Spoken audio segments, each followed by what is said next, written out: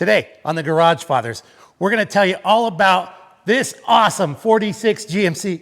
No, that's not it. Oh yeah, it's outside because it's so big it won't even fit in the door.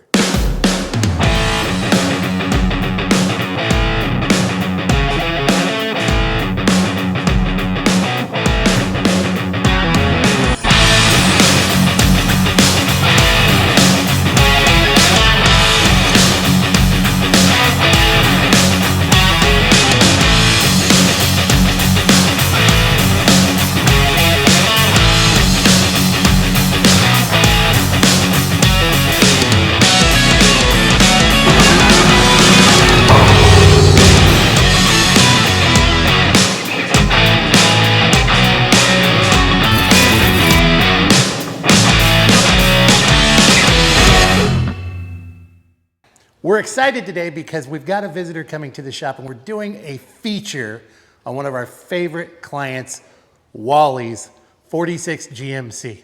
Wally, come on over. Hey, Kenny. Hey, thanks for bringing the truck in. I know you and the truck have a great story and we're all anxious to hear it. Well, cool. I'm anxious to share it.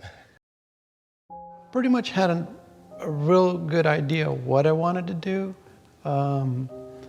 So many people, when I was talking about it, when I was tearing down the motorhome and saying what I was going to build this truck, they always would ask me, are you going to build a car hauler? I said, no, everybody does a car hauler. I want to do something different. This box that I ended up finding was in Fresno in a field. No gentleman had it. It was sitting on a Studebaker frame with a cab, and that was it. But I saw the box through the website and I wouldn't say fell in love with it, but I thought, oh, okay, that's cool. Let me go look at it, but it's cool. It has that. And what I liked about that box is it was the right year for the truck, because it was in the 40s, just like the truck is in the 40s. So the era was just perfect. So I went to go look at it, and as soon as I got there, I had to have it. The gentleman was really, really kind to drop the price for me. Oh, nice. And worked with me, told him what I was doing, and he says, hey, I'm all for it. He says, let's make this deal happen. So made it happen, got it home, or not home, but got it to Porterville. And never strayed away from what I wanted to do. There were some obstacles that made me change some things, but as far as what I wanted to build, that never changed. It was pretty much the truck with a box. That's what I wanted to do. Yeah. What was it that made you want to build this truck? I came across down the street a 55 Chevy truck. I don't know, fell in love with that truck. I was still in high school, and somehow I figured out a way to get it. Oh, you did? I got the truck. I drove the truck. That was it. Just the body lines and just the way it looked was just so cool. So at the time I was working a lot of hours and stuff, and I was trying to restore the truck from the ground up. And my real close friend said, well, won't you bring it out to my shop and I'll help you. So all right, so real close friend. So I take the truck out to his shop, and he's a farmer and he's busy. He would call me and quiz me about, oh, what do you want to do about this and what do you want to do about that? And every now and again I'd get out there and work with him on it and stuff. And little did I know that he was restoring the truck completely for me without me knowing. No kidding. So that was just, a blessing. And then do you still have that 55? I do not. What happened? I had to sell the thing and to buy a house. Oh, okay. Priorities, which brings us around why I'm here as well. Oh, yeah? Because of the truck that I have is because of him. And close friends. I wouldn't have what I have because of my friends. Oh, wow. And really close friends. So. Wow. Were there any other classic cars between that truck and the one that you brought for us today? Nope. I went through a dry spell for like about 30 years. Wow. Work, and family, and work, and more work. Did a lot of side jobs, building things for other people. And I think that's what kind of drew me back to do something for myself. I've built so many different things for so many different people, never for myself. And close friend of mine, came out and said, hey, I want to build a barbecue. Are you interested in doing that for me? Sure. And it's an old, looks like a car, but it's an old nice smoker barbecue that I built for him. I'm working on his barbecue and falling in love with the body lines and, old car stuff again. And he was always into old cars as well. So I get the barbecue built for him. He was getting ready to retire. And he says, look, now I need a truck to pull that cool barbecue. So he found the cab and found a donor chassis. And we put the 1940 Ford on a modern 1-ton chassis. I did all the modifications to make it work and got it going, and that hooked me again. He just kept saying, hey, you need to build something. You need to build something for yourself. I said, yeah, I'll do something. I don't know what, but I'll do something. And well, one of my customers had a 1990 motorhome that he wanted to get rid of. Okay. He wanted me to sell it because I'm a salesman. He thought I could sell anything to anybody. Well, it was a challenge. Nobody wanted it. And so one day he called me. He says, hey, I need you to come and get this thing and get it out of here. I just need it gone. Huh. And I'm thinking to myself, well, what the heck am I going to do with this thing? Oh, well, okay. So I took it over to my friend's place, and we're looking at it, and we threw a bunch of ideas at it. Well, we'll fix it up to go to the swap meet. We'll fix it up to do this. We'll fix it up to do that. And then he says, no. He says, why don't you use that to build yourself a truck? Okay. It's like, you have that much confidence in me that I can do that? He says, you can do it. So he's the one that kind of encouraged me to do it. He says, and I'll help you. Nice. So I said, okay, well, I couldn't refuse that. So the friend that painted my 55 Chevy truck and did all that work had the 46 GMC cab, or basically it was a whole truck. I told him what I was going to do, and he said, well, come out to my shop and look around at what I've got and pick whatever one you want. Huh. Okay. Wow. So I showed up, and he showed me some other ones. He says, but I want to show you the one I think you should use. Takes me over to this 46. I said, I think you're right. So we made a deal there. Got it for really cheap. Friend deal. Yeah, nice. So motorhome for free. The cab for $500. Yeah. Wow. What more could I ask for? Yeah. I felt a little guilty of selling my 55 with all the work that he put into it. Uh-huh. I kind of felt like I didn't appreciate the truck.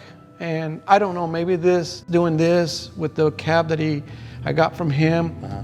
and building the truck and actually showing it to him and everything, I think there was never ever any issues because of me selling the truck. But I personally felt that. Yeah. And I felt bad. He might have been proud that he was able to help put you in a position to be able to buy your first house. And that's the kind of person he is. Yeah. So you're probably absolutely right. About a year and a half ago, I did have a heart attack and had open heart surgery, triple bypass. Oh, wow. So that put a little vacation on working on the truck. But through the whole deal, I never thought that I would stop working on the truck or have to sell it or do anything. In fact, like 2-3 weeks after I got home from my surgery, I was out there working on my truck and fired it up for the first time. And my wife comes out and says, what in the heck are you doing? I said, working on the truck. You're not supposed to be doing any lifting. I'm not. So I was very careful. My attitude through the whole thing was like, I'm going to get through this. And I think what drove me is that the truck ultimately is going to be my son's truck. I want to leave him something. And it was more important after my heart attack to get it done for him. So I was determined to finish the thing. So worked on it a lot of hours. People say that's a lot of work. Well, it's a lot of work if you're getting paid for it. It's a lot of fun if it's for you.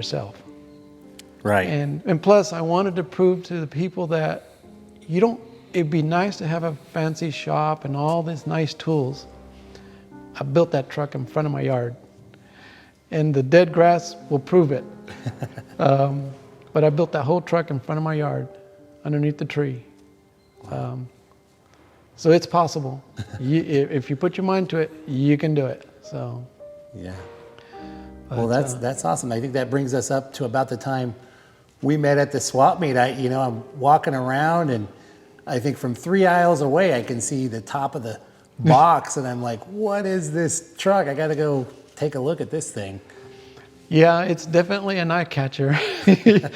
And if you missed it, you might not have good eyesight. Right. It's a big truck. Right. And it does get a lot of attention. I have a lot of fun with it, me and my son. Well, I'm glad we got to meet that day, and that we were able to follow up, and you're quickly bridging that gap between customer and friend since we've met, and I really appreciate that. Well, when I met you there at the swap meet, what really impressed me about you is you first came and you were intrigued with my truck, and you say, hey, this is really a cool truck, and we're looking at my truck, and you didn't really present yourself as the insurance guy for me until a little later. We got to talking about the truck, and you even offered to do this video with my truck, whether I had insurance through you or not. And so that meant a lot to me because you were upfront with me. So I went home, talked to the wife, thought about it a little bit, says, what do I got to lose? So that's when I made the call, and the best call I ever made. I feel comfortable driving the truck, that it's well insured. And so the less worries, the better. Yeah, it makes it easier to enjoy it, huh? Yes. And in fact, I only had liability on it at the time. When I switched over to you, it's a much better insurance, much better coverage, and I'm paying about the same amount. Yeah. And that's what kind of blew my mind, that how can that be? But you know what? Maybe he made a mistake, but that's okay. Right. No, it's no mistake. Well, thanks for saying that, and I'll send you the check in the mail for saying that. There you go. So, well, that's great. Thanks, Wally. That means a lot to me and to us here at the Garagefathers. But I think it's time we go out and take a look at the truck. You mind showing it to me? Sure, just so they know that it does exist. I know, right? Let's go take a look. You got it. Let's take a look at what's under the hood. Do you mind? Sure, we can take a look. It's tight in there, but okay. it fit. It's a big block 454. Nice. It only had 30,000 miles. I am running the throttle body on there, so I do have the computer. It runs like a charm. So you didn't have to do anything really mechanically Nothing. to the engine or trans? Nope. And it's a Turbo 400? Turbo 400. Yeah. Nice bulletproof combination. Pull anything you want. Yeah. That's so cool. far so good. Yeah. And these fenders are super wide. Did you have to widen those? Nope, those are the original fenders. Those Didn't are have stock, to touch huh? those. Those are stock. Wow. And they tucked in okay. Had to modify the rim a little bit to Okay. accommodate that, but other than that, it's all pretty much stock. And I love the bumper. I mean, did you build that or? Well, no, that came off the truck that the box came off of. It had that bumper. I didn't have a bumper for this truck. I was looking for one until I realized I have one. So there it is. Well, it looks like a perfect fit. I love this hood ornament too. Is this factory? No, it was given to me, believe it Okay. or not. And I don't know what it's worth, but to me it's worth a lot of money. Mystery hood ornament. Yeah. All right. But I don't know what it's off of. They say maybe off of a bus, maybe a COE. I'm still not sure because I haven't seen very many. Wow. But I had to put it on there. It was given to me for this truck, so I had to make the bracket to accept that hood ornament, and I think it looks great. Awesome. And then I love the patina on this truck. Is it all recreated or mixture or all Most original? of it is the original. The cab and this portion is the original. The hood I had to make match because it was primered. Sure. The fenders were the same color as the cab, but I didn't like that. I needed some contrast, so I changed the color and I went with the green to I just think it looks better.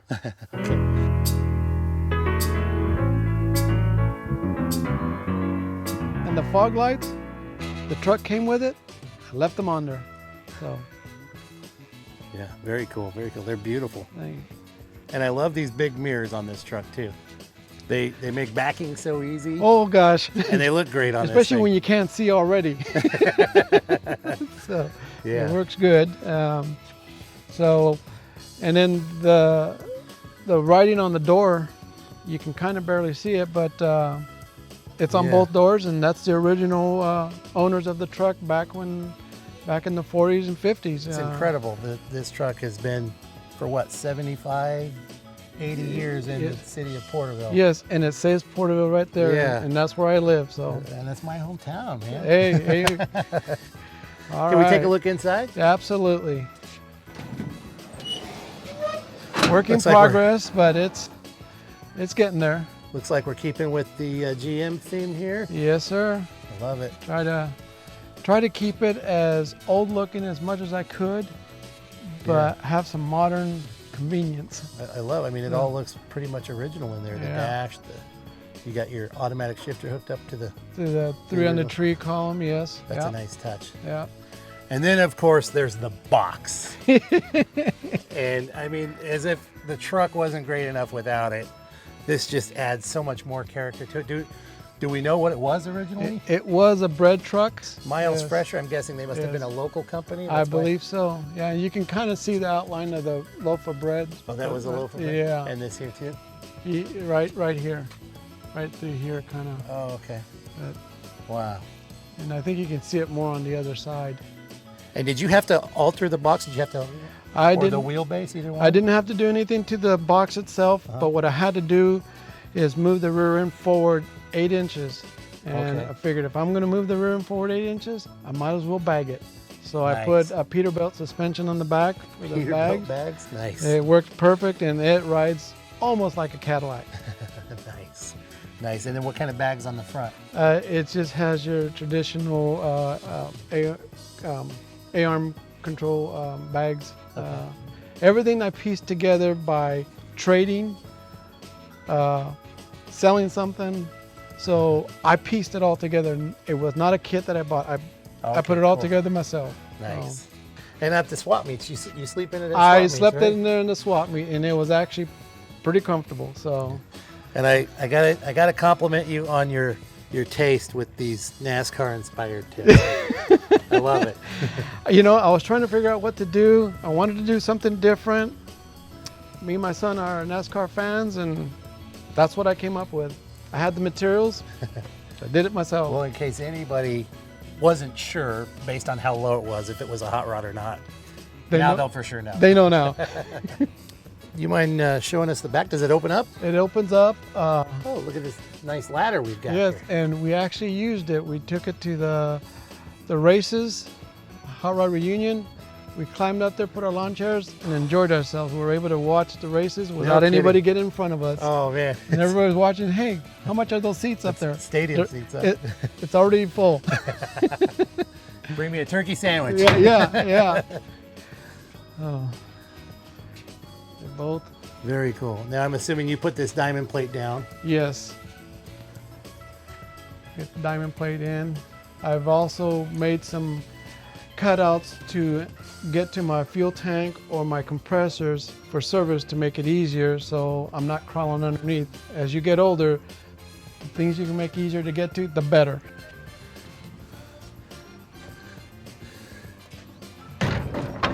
But overall, the box, I mean, it's got some rust here and there, but it's just character. I mean, it just adds to the truck. But yeah, absolutely. I really didn't have to do much to the box. I mean, it's pretty I much love the way I got it.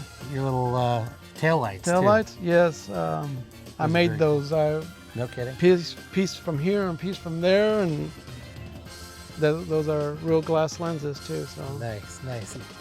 The other side looks much the same as the other. it's similar. You can see a little bit more of the what the the graphics bread. were, and that's how I knew what it was. Okay.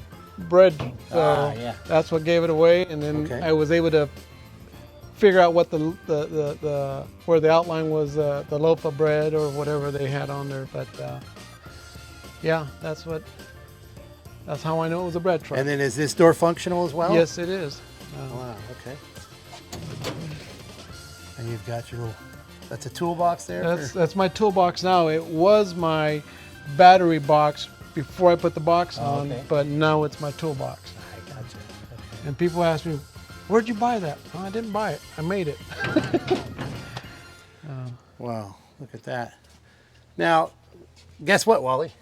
Yes. We're at my favorite part of the show. It's the part where we get to stop digging and start big rigging. Sounds Let's go good to for a me. ride, yeah? Let's do it. All right.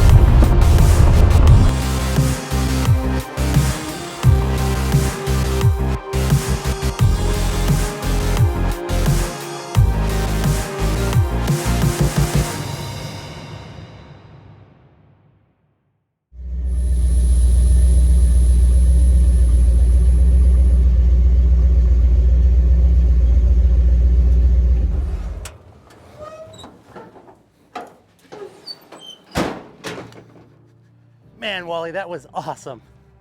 You've got a great truck. You built it yourself, man. You would have made John Milner himself proud.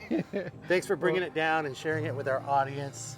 And you guys, thank you so much for watching. Anything you want to say to them, Wally? Well, I'd like to thank them for inviting me over to do this video, but more importantly, I got my truck back. I thought he was gonna steal it, but you know what? It's insured. I may try one day, you never know. Thanks so much, Wally. You betcha. Thanks for watching, guys. We'll see you next time.